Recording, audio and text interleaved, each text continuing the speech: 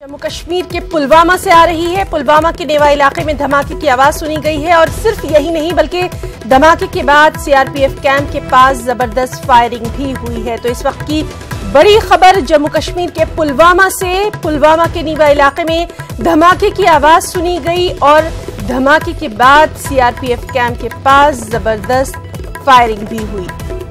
तो इस वक्त की बड़ी खबर जम्मू कश्मीर के पुलवामा से।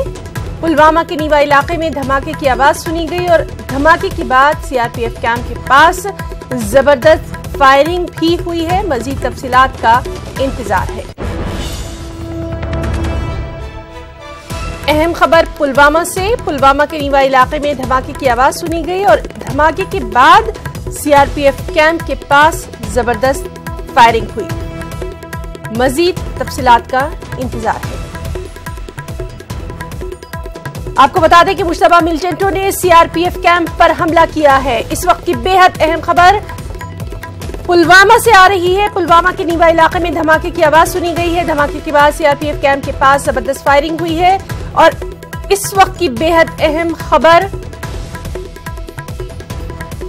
धमाके के बाद सीआरपीएफ कैंप के पास जो फायरिंग हुई, मुश्तबा मिलिटेंटों ने सीआरपीएफ कैंप पर हमला किया है।